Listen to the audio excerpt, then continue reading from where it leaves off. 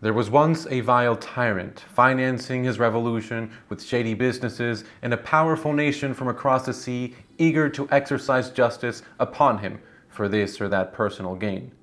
Sound familiar? Of course it does. We've seen this before. Or have we? U.S. warships were sent to Venezuela, a speedboat was blown apart at sea under the banner of counter-narcotics, 11 dead labeled members of Tren de Aragua, and analysts are eagerly jumping on it, drawing parallelisms wherever they can, invoking Panama, Afghanistan, Saudi Arabia, Libya, whatever else. Americans debate whether the action was legal or not. The Maduro media claims the video is made with AI or that the boat merely had poor innocent people on it. The Venezuelan opposition outlets try to predict when Maduro will fall, what Trump will do, what's going to happen next. And in all this noise, we're not being permitted to actually understand what's happening. Because look, nothing the Maduro regime ever does is original. They follow a playbook, most predominantly the Cuban playbook, namely Fidel Castro's playbook. Venezuela was Fidel Castro's wet dream after all. Why? Because Venezuela had oil, and lots of it. Enough to finance whatever revolution he could whim up in his wicked mind. And do you know who else's wet dream Venezuela was? Pablo Escobar's. To have a whole nation, a supposed constitution, a military, institutions and ministries and courts at your personal service, and a whole lot of oil to fund it all, even if you're terrible at management.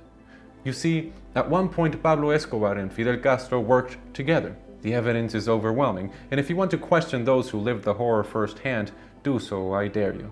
But history would prove that Escobar didn't really need Castro to run his empire. It was the other way around. Corrupt regimes need money to finance themselves, of course.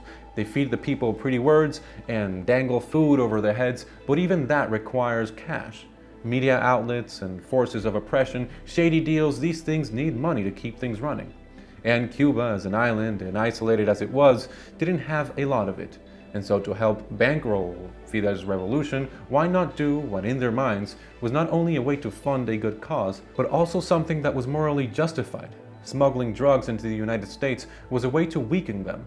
This was a philosophy among those high in power that was also passed down to the day-to-day smugglers. They simply were leveraging the vices of the imperialists to fund their noble cause at home and at the bottom level feed their families. Drug smuggling thus was used both as a weapon and as a source of income for those high above and also to feed those below. Fidel Castro had his brother Raúl Castro run the drug smuggling side of things, upon which he placed as the head of the operation the Cuban war hero General Arnaldo Ochoa, hero of Angola. Now, when things got heated and the US set up a game plan to dismantle the whole thing in Cuba, Fidel Castro anticipated things. He would march Ochoa through a televised trial on charges that mixed cocaine trafficking, corruption, and treason to the revolution, through his links with Interior Ministry networks and Medellin. At dawn on July 13 of 1989, Ochoa and three others, Antonio de la Guardia, Amado Padrón, Jorge Martinez, were shot by firing squad. The regime filmed the execution and, according to Castro's longtime bodyguard, Juan Reynaldo Sanchez, made the inner circle watch the video. A lesson and a warning. Sanchez wrote a memoir if you're interested. It is said that Fidel's brother Raúl succumbed to alcoholism out of the killing of his good friend. Washington watched this trial knowing that it was mere theater, but the people that knew the bulk of the information and could be most useful in the gathering of evidence were dead.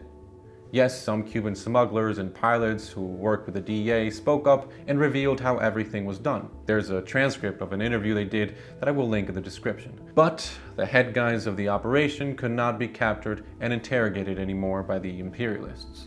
Pablo Escobar carried on without Cuba, and Fidel Castro, seeing an opportunity, turned his head to Venezuela. He had already spread his poison there. He had visited the Euro building on February of that year, gave his famous press conference, and was scheming to extend his revolution there. And he did. Maneuver after maneuver of history that lay hidden, destroyed, or taken by the dead. A decade later, when Chavez rose to power, things were set. But Chavez didn't need the drug money. He had plenty of oil to finance what he needed, and he made sure he took control of all of it, claiming to return the oil to the people when really he was taking it for himself, and for Castro and other foreign hands that vowed to support him. Though he seemingly didn't need the money, his government wasn't drug-free. In his own time, he had his own Ochoa, Walid Makled, alias El Turco, who would be captured in Colombia. From prison, El Turco himself gave an interview saying that if he gave all the evidence he had to the US, it'd be sufficient to warrant an invasion. This was back in 2010. He also said that he dealt with Tarek El Aissami's brother, Feras. He even claimed to have video and bank vouchers to support what he was saying. Hugo Chavez then pushed, like Fidel in his time, to get him sent to Venezuela rather than the US, lest El Turco fulfill on his warnings. Chavez said, "Que lo manden para acá." Juan Manuel Santos extradited him to Caracas in May of 2011. El Turco remains in El Helicoide, shrouded in myth and speculation. This coexistence with the drug world continued, metastasizing, growing along with the cancer Chavez had himself. When he died, the country's destruction along with that of PDVSA, along with the pressures and sanctions, led to what we have now, El Cartel de los Soles, a military-controlled cartel. But here's what's different this time around. A few Ochoas were actually captured by the US, and they readily began speaking. These were not just any mules or pilots, these were people very close to Maduro. Hugo El Pollo Carvajal and Cliver Alcalá. Like Ochoa, they were the closest of friends to the leaders. And the moment they were captured, they of course ceased to be so. Like Fidel, Maduro plays his own theater, pretending to fight drugs and crimes as well. Like when the Tren de Aragua was made a terrorist organization, Maduro went after them, just when he was employing them a moment before. Such is the way of cartels. Which leads me to what makes this whole situation different. The evidence these newly captured scoundrels handed the US prosecutors didn't just feed the DEA or the Coast Guard, it triggered a reframing. This year, in 2025, Washington formally labeled Tren de Aragua as a foreign terrorist organization. That label flips a drug case into a counter-terror case, which is why something like this now sits inside a law of war toolkit. The Navy can hit cartel logistics at sea. And remember, back in 2020, the US unsealed narco-terror cases and posted rewards for Maduro and Diosdado Cabello, increasing the bounty ever since, treating them not as statesmen, but as criminal conspirators. This makes it distinct from what we've seen in the past. So, after this diagnosis is complete with root causes, we ask, where is this going now? Of course, Venezuelans hope to have freedom established in the country again, but we are now a people who are very hesitant to hope. So let's separate the hopes from the facts. Fact number 1, the people don't want Maduro. Fact number 2, Trump is eager to secure victories. Among seemingly other ones, he's got one big fetish, making deals. Fact number 3, Venezuela sits on the largest oil reserve in the world. With these 3 facts in mind, we can weigh the possibilities. We can assume that the US will do whatever is in the interest of the US. We can assume there have been negotiations. The question is, with whom?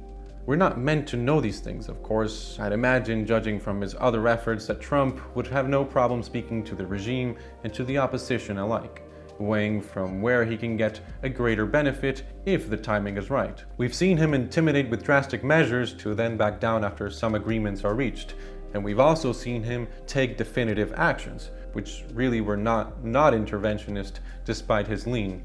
But I'm not going to spew my speculations at you. We simply record what we know until now and observe with the facts in one hand and history in the other.